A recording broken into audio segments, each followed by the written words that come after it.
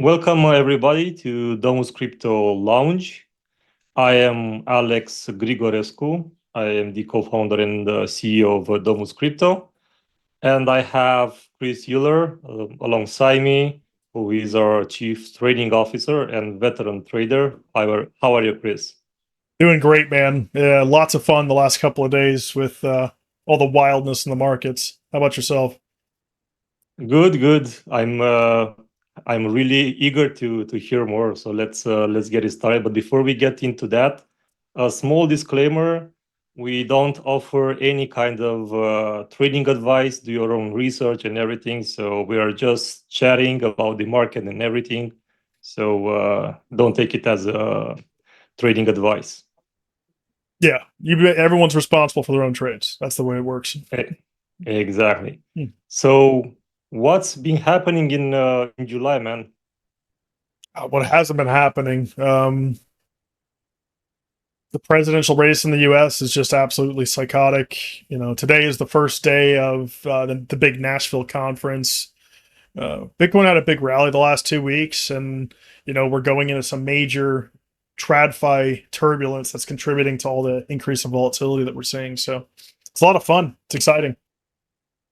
Yeah, exactly. So let's take them one by one and maybe give the viewer some explanations on what's been going on and why. Yeah.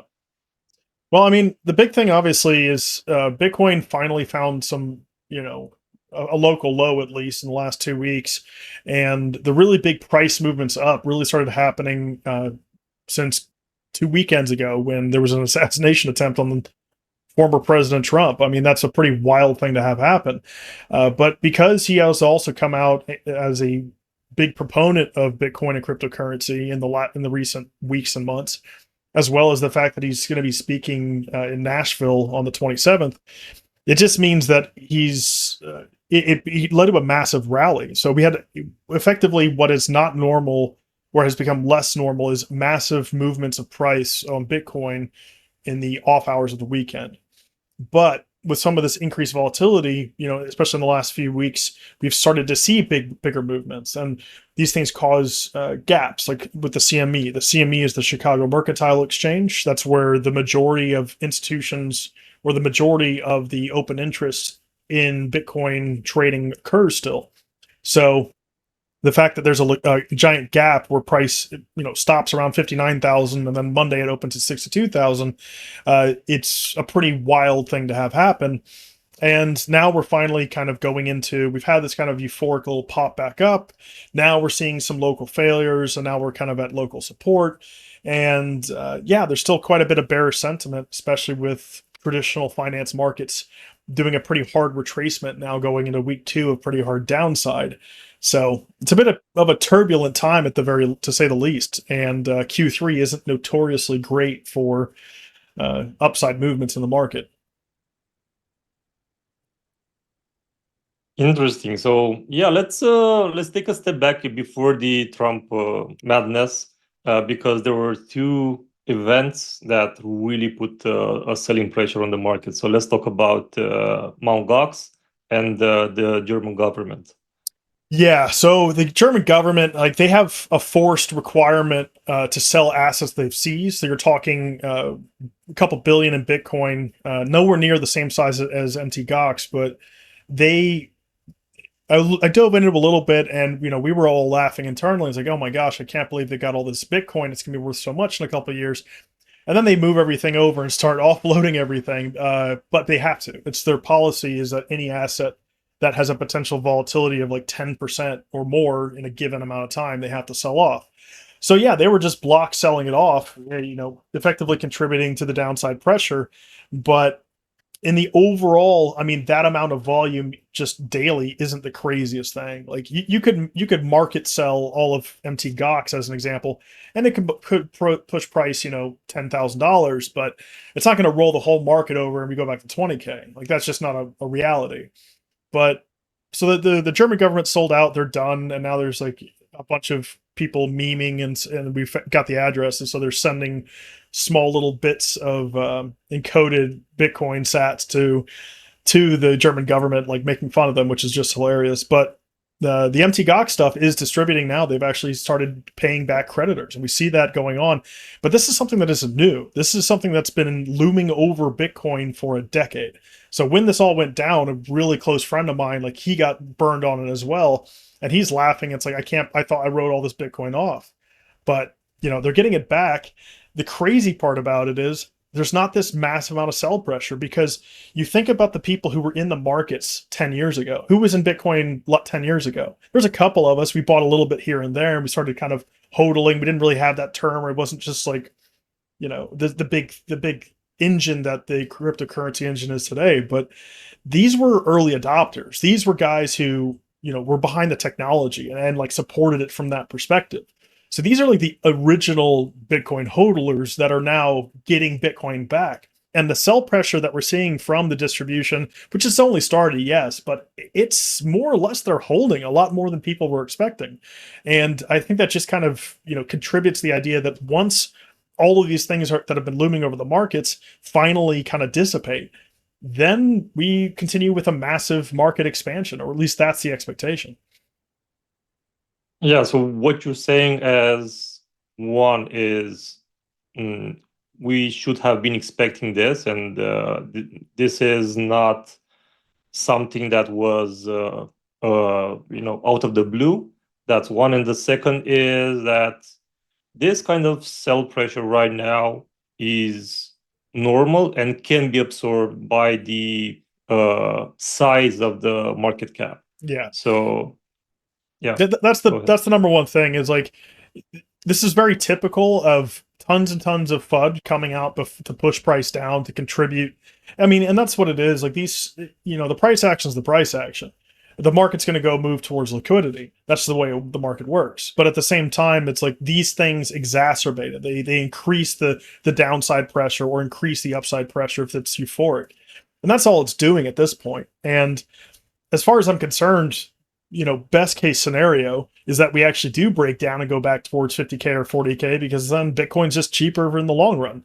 That's all it That is. would be amazing for me. I mean, I'm expecting that downturn for quite a while.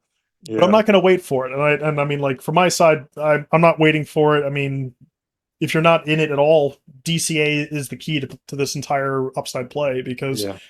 I mean, we all know this. It's an inevitability. A six-figure Bitcoin is going to happen in a very short amount of time, and even with the crazy stuff, Trump is talking about. There's rumors flying about Bitcoin as a strategic reserve asset. I mean, gosh, like that's just a psychotic notion that none of us could have ever imagined, 10 years ago. It's just what a leading presidential candidate is actually promoting holding it as a strategic reserve like gold.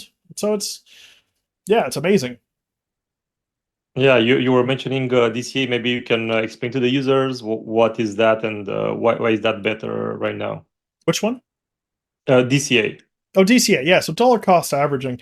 I mean, all you're trying to do is buy in a certain amount over a certain period of time. The easiest way to do this for most people is just to set up like a simple buy uh, protocol every month. So you can do this with almost with any service with Domus. Like we've got that going to be a clear functionality of it where uh, you're typically throwing $500 into your savings account, $1,000 into your savings account. Like that's not a viable option for people anymore. It's not because of inflation. And we know how worthless money becomes over time. Conversely, you can have it maybe instead of spending a couple $100 or a couple $1,000 a month, throwing it into a fund or some retirement stuff, you could throw it into an asset that's not going to depreciate from inflation driven fiat currency. So that's the easiest way to explain it is just buying it a little bit every month or is a little bit all the time. That's effectively the simplest way to do it. Got it. And coming back to the Mount Gox and German government events that really started a downturn. Yeah. Back then, I think you were saying the retail trader really got nuked during that period. They were panic selling to the masses. So this is where maybe a service like Domus Crypto will come in effect and will really help in the market because having somebody like an assistant right beside you to explain exactly as you explained. Hey, don't worry, this is normal. This is to expected. This is just a temporary volatility, and things will come back to normal. This would really help the retail trader. I mean, that's the big key is the market is so fear and greed driven. The market psychology aspect of it is the hardest thing to fully understand. Like you can learn price action in a few weeks, but to be able to have that psychological control where this isn't like most asset classes, right? Where you're okay, well, we can have a down move of, maybe 10% over the course of a month or something like that. And it's a pretty bad month. Like you'll see people jumping into, obviously, I'm not even going to mention meme coins because I mean, that's pure gambling. But, even outside of Bitcoin, utility tokens and things that are like RWAs, AI tokens, that type of stuff, things that have use cases that can actually benefit the space, they can still have massive, 40-50% drawdowns. And that's a reality of the market that you're investing in. So the whole point is that you get to points of capitulation. And when the market goes down and the sellers are basically capitulated, like there's no one left selling, that's what happens. Everyone's just panic selling the bottom. We saw it in COVID. COVID was the greatest buying opportunity that we've seen in the markets for since the '08 crash. I mean, it literally reset the clock for everyone who didn't want to get in. So, am I saying we're going to have another event like that? I mean, eventually, yeah. Obviously, it comes in waves and cycles. The market has to, punish and roll over. But for right now, the whole point is hold on. Like, even if we're going down, all you're doing is selling your assets that you've purchased for more money for less money, and then you're going to hate yourself more because you've lost money on something that's going to be worth X amount more in the long term. So it's basically a question of patience. That's all it is. It's a patience of like emotional control, or a question of emotion control and patience. That's the whole thing. Yeah, exactly. And going towards the Trump event, so actually before the Trump event, there was the Consumer Price Index report that came out a few days before the Trump event, and I was thinking like maybe if this report will come really positive, maybe the sell pressure will you know shrink for a bit, and we're gonna have like a stabilization of the market. And I didn't see anything there. I said, "Oh man, how long is this gonna take?" And then the Trump event happened, and everything started to nuke, let's say. Yeah, and you're seeing that kind of switch between crypto and traditional financial assets. 2 weeks now. We've got 2 weeks of pretty hard downturning, very bearishly divergent on higher time frames, which basically means all the metrics are saying we should go lower, but all of the price is going up. And we're seeing now for the the S&P 500 and the Nasdaq, that they're into week 2 of a pretty hard downside pullback. Now that's not like uncommon in the upside moves, but at the same time, it's in the exact same time you've seen Bitcoin do these massive rallies and massive gains comparatively. So you're kind of seeing that split as well. The big issue there comes with the volatility of these news events, especially economic data. Like, so economic data for me is the market tries to price in the forecast. So the expectation is where the market kind of drives to. But at the same time, the only thing you can really use is if it's a volatility event potentially. It's like people looking at earnings reports from companies, right? And they say, oh well, Tesla posted a massive win or a massive loss, and therefore that's going to influence me to take positions. It's like that's an external report that doesn't display internal metrics of the health of a company. So it's kind of the same thing of that old saying of, show me the charts, I'll tell you the news. It's like you don't trade the news. The news happens, but the charts are where it's actually showing you what the price is and where the price should go based off of structure and liquidity. Yeah, exactly. So let's talk about what happened with Trump, and why was it like a really big event in terms of crypto? Oh, I mean, literally, it went from the first time we have a presidential candidate that really, and not just like, I'm sure there's smaller prime ministers or presidential candidates, but this is like the United States of America, a former president and current presidential candidate endorsing cryptocurrency and Bitcoin, saying, loudly that I want to make America the Bitcoin epicenter. I want to bring, miners and creators and everything into the US. And that's a massive move to kind of hitch your wagon to that big, kind of uncertainty, which is cryptocurrency sometimes. It's very volatile comparatively. And the fact that he's done that, and the fact that, he survived by millimeters, not dying from, an assassin's bullet. Like, it's not like, he had a stroke or something. Somebody literally tried to kill him.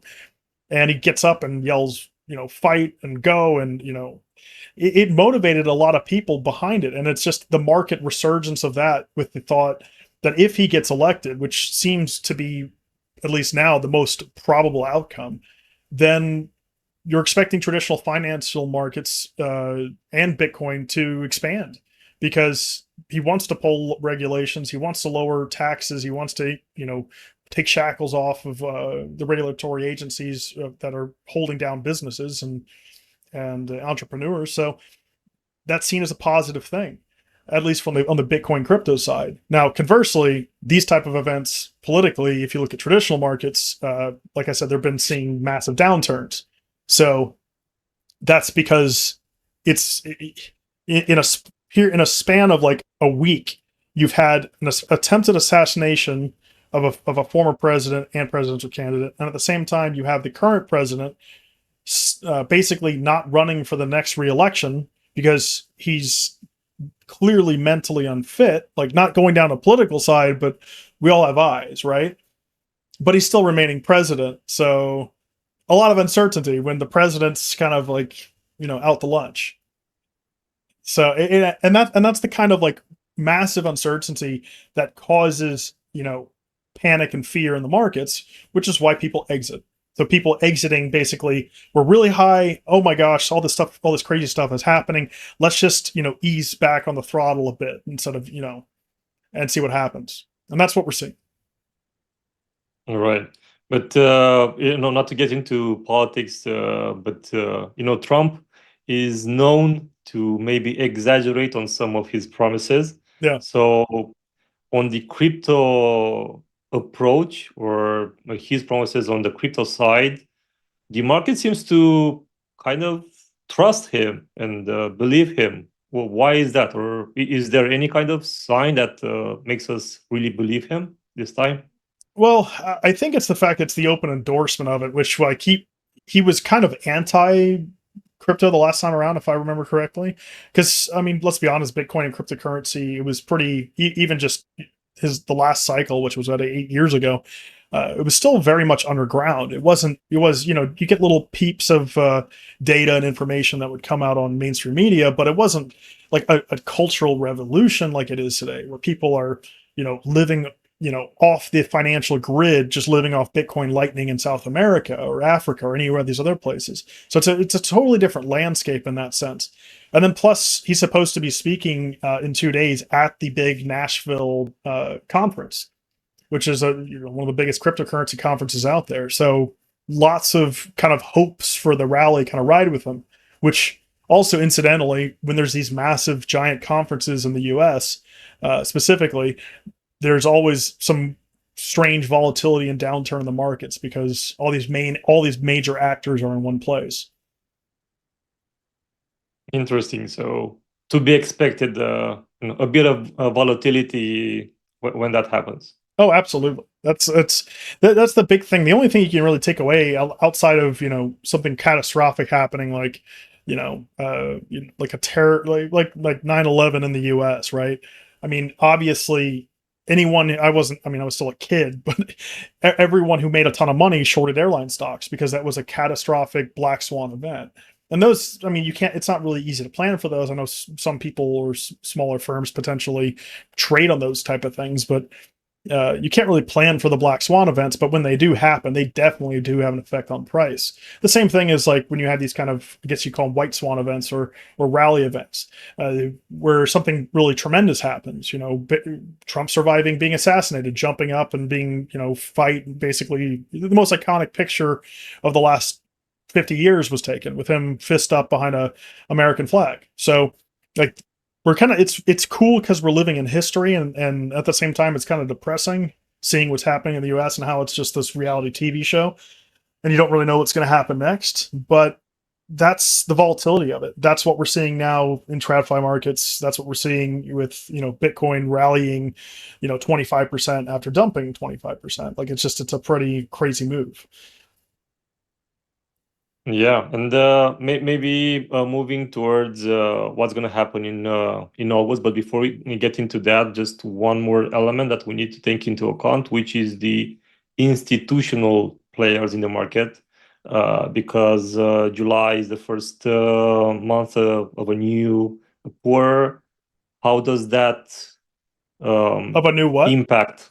It's the new quarter of the year. So July is the first Yeah, July. month of the third. Yeah, Yeah, exactly. So July is the first month of the third quarter. yeah, Yeah. So I think the big impact there is, yeah, we're going into Q3 traditionally and like cyclically, like market cycle wise. Q3 is not always, the big fun month for most people, for most traditional markets. Usually it's a time for kind of like collection going into Q4. And, you generally speaking, you build up November, December to some really powerful months, but mostly driven by holiday buying and expectations and stuff.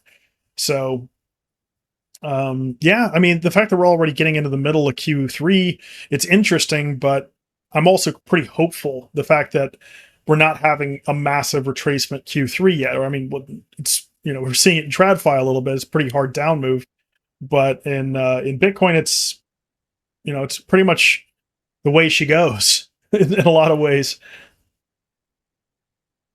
yeah. Actually, this is a really big, great news because it's even if it's the holiday season, let's say the summer season when most of the maybe the retail is on vacation and stuff like that.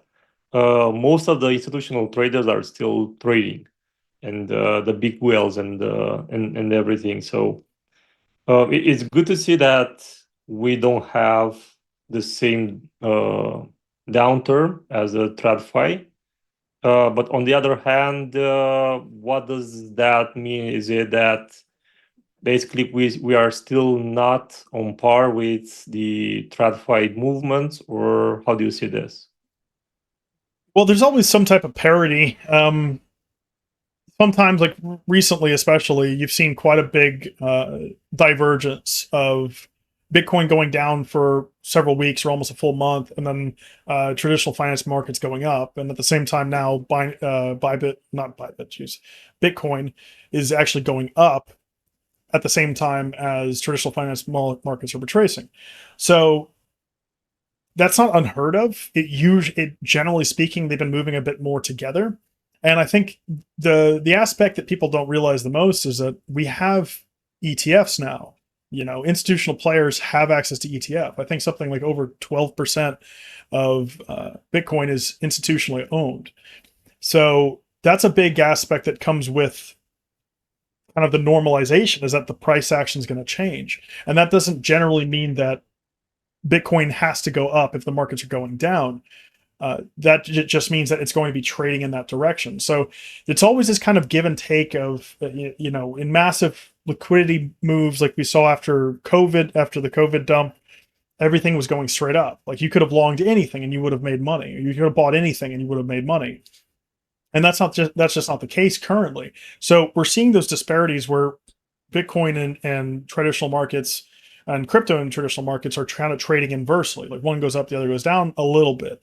They're not perfectly so. Nothing is. And I think the biggest thing is to kind of see how we progress through this cycle. If it starts to be that, the traditional markets are going down and we look at Bitcoin, and currently what do we see? We see the largest wallets are accumulating. We're seeing massive amounts of buys by large entities, by large wallets. That's occurring right now. We're also seeing retail investors. Like we're at historical low points of retail involvement in cryptocurrency currently. So those factors are just telling us that, well, the smart money, the big money is accumulating regardless of the price, expecting an expansion down the line. And that's we can see that across almost every on-chain metric on every single, even in the derivatives market with the Chicago Mercantile Exchange asset managers there are the most long they have ever been in ever. So it's you're seeing that kind of inversion play out, and I would love to see, obviously we'd all love to see, that if the traditional market start tanking, that all of that money starts basically fleeing into Bitcoin to get away from that effectively what's you know a non-sustainable fiat currency system. Amazing. And what about the altcoins? What do you think about There's a the couple good altcoin season? yeah, Sorry. altcoin season. People have been calling altcoin season for months and months now. Yeah, okay, we're overdue for an altcoin season. Obviously, we've been overdue for an altcoin season for a few months. Um, a lot of these things were topping out back in March when everything was topping out effectively, creating highs. And the problem that you have with a lot of this idea of altcoins is you look at some of these projects from not just the past cycle, like the 2021 like bull cycle, but the previous one, like 2017. Some of these coins are still around, or a lot of them are. And the hard reality is that a lot of these coins, that's 8 year old technology. That's 8 year old system. They have bloated market caps, and the new investors aren't interested in investing in them. So what do we see now instead? We see all these,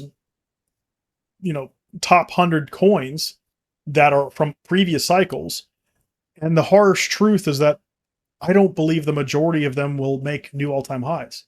I think the majority of them will see basically like a slow death as people cut their losses and try to invest in new things. And that's the thing with altcoins is that, if you're trading meme coins, good luck to you. If you're trading like, all these different things, it's a gamble. But the idea is you get in and get out. It's a game of financial musical chairs, and someone's going to be left holding the bag effectively. And that's what you're trying to avoid. Now, the new narrative, or at least the narrative now, is AI and RWA. That's the number, those are the two top ones. So it's artificial intelligence, and real world asset classes. And that's high use cases. There's wonderful projects out there, solid teams that are developing, you know, they're solving problems that the market needs. Like they're solving actual problems.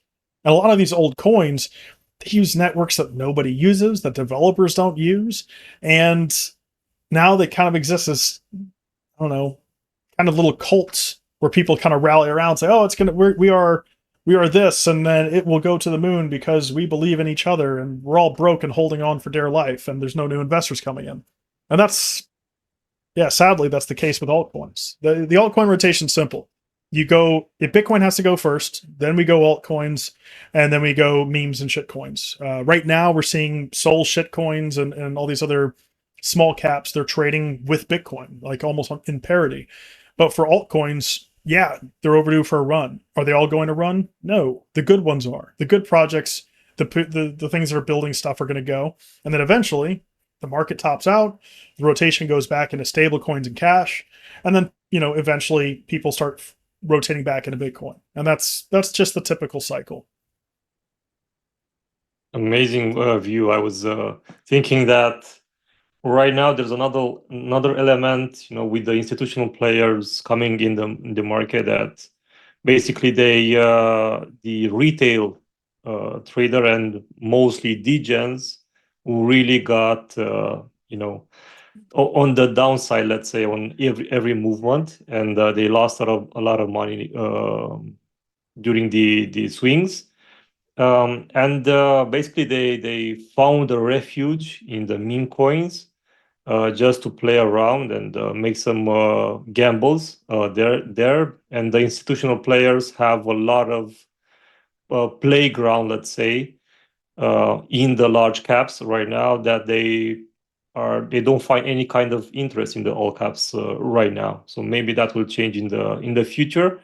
Hopefully sooner than later. But right now, in my opinion, this is like a really gap in the market between the large institutions that are trading mostly on Bitcoin and the large caps, and the small players that are just playing around with meme coins and other small projects. Yeah, and that's what we're seeing on chain as well. Like I said, the large caps, the institutions, the big players, they're trading, they're accumulating, and the people who are playing like the degen side of meme coins, they're getting the win rate is so low that it's, I mean, it's just absolutely wild that people just throwing $100, $1,000, $10,000 into some. I mean, don't get me wrong, they're hilarious. Like the meme coins are fun, but like I said before, it's musical chairs, and eventually all of them roll over. None of them have use cases. They're all going to zero eventually. Might be a select few that break out, and we've seen that with dog with hat and some of these other kind of ridiculous coins that are trading now on the top biggest tier exchanges in crypto, and they have perpetual, and you could trade them like in the derivatives market as well, like long short. And that's great, but for everyone that makes it, there's a couple thousand or more that don't. Yeah, exactly. So if Yeah. you have money to be expected to lose, you can play around, gamble. But that's just it. This is just gambling. This is just playing around with Oh yeah. some, yeah, meme projects just for the lols, let's say. But yeah, eventually those will just phase out, and we'll see what happens with the all caps altcoins, and let's see when that will start, because I think that's going to be another phase in this cycle, in my opinion. Yeah, I agree. Now I'm just thinking about also what was the other thing I wanted to talk about because we only got 7 minutes left here. Um, Yeah. oh yeah, so the ETH ETFs went live this week. Yeah, big news. Yeah, big stuff. So ETH ETFs went live on the 23rd of July, and everyone's was expecting a big hurrah. Oh yeah, we're going to go up. Everything's going to pump. And I mean, kind of as expected, it's rather subtle. Like it's not super great for the price action. Actually, we even just this morning we saw a massive flush out of Ethereum because we had failures to gain levels. And I mean, we're seeing you know pretty underwhelming. Yes, the volumes okay hit $1 billion in volume, but the overall outflows are pretty sizable, and it's one of those slow burn things. Like it's not like Bitcoin ETFs. Like that's the number one thing that people have to realize. Bitcoin ETFs, yes, we did have a big sell off, like a 20% plus sell off before we regained ranges and structure and had a continuation move to all time highs. But even with Ethereum, you're talking about an asset. A, it's not Bitcoin. B, it doesn't have a limited supply. C, there's a whole other side, which is they're actually running into a supply crisis where they're printing so much Ethereum right now compared to it, being just a massive supply increase. So it's definitely not a deflationary asset. And then I guess finally is that the market caps are different. The Bitcoin market cap is gigantic, and comparatively, ETH market cap is like a third of Bitcoin's. So yeah, of course, it's not going to perform as well. I don't know what to tell you. Like some of these guys are like, I'm buying ETH because it's the ETF stuff. I'm like, uh, maybe wait for price to stabilize after one of the most one of the biggest news events ever for Ethereum. Yeah, yeah, and as you said, this happened to Bitcoin as well. So it's to be expected that Ethereum is gonna recover and maybe uh, increase in size, volume, and price, but not at the level of Bitcoin. Yeah. So expect maybe a bit of uptick, let's say, but not at that same level. Yeah, I mean that's the big thing. I think it'll take more time. You're looking at a pretty moderate, like almost underwhelming announcement of the ETFs. I think it's a matter of time. Even on Bitcoin ETF, Bitcoin ETF inflows are still very strong, right? But it took some time to do, and that's the big kicker here. You know, the market's changed in that sense that now, before the ETFs, what were you doing? You were either trading on the Chicago Mercantile Exchange, you were either, you know, creating an institution that held Bitcoin as an asset, or if you were trading the markets, what was your exposure to Bitcoin? Well, you were buying MicroStrategy, because that was MicroStrategy was brilliant, because that Michael Saylor saw that, hey, we can basically make our company Bitcoin holding firm, and then people can trade our stock as indirect exposure to Bitcoin. And yeah, as it expands and as it continues to grow, it's going to take time. It's not like it's a one day thing. Yeah, and of course, we need to think about the difference in market cap between Bitcoin and Ethereum, and if the large institutions will come into Ethereum, we might see some large swings, and playing around in the market and taking advantage of some stop losses and other elements. So we might see in the near future some dangerous territory in Ethereum. What do you think? I think that's not wrong. I mean, I was really opposed to the merge with like the proof of work, proof of stake switch. I think that was a long term kind of failure for ETH. I think it was very short sighted.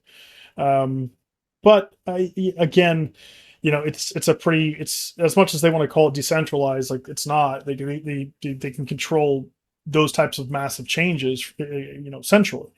And I think that's just a fundamentally different asset class. Like realistically, I would argue that uh, you know, Bitcoin's definitely a commodity, and a lot of these other things are potentially securities. I think that's the number one thing, is that they're God. I feel like I'm parroting Michael Saylor, but yeah, it's like there's no other asset like it. There's a couple smaller coins in the ecosystem that are trying to do similar things, but um, I think it's just a fundamental difference. And yes, the crypto market cap will continue to probably shift away from Bitcoin over time as new projects are developed and blah blah blah. But I think it's an eventuality that, you know, as time goes on, Bitcoin will just kind of seed itself as a reserve asset, similar to gold. And the fear I have is that ETFs and a lot of these trading aspects will just paper trade the shit out of it, and it becomes like gold, where it's this bloated paper trading nonsense where there's no one actually holding anything. It's just a pile, you know, a stack of cards, or it's stacked up, that it's not really propped up by much. So Yeah, exactly.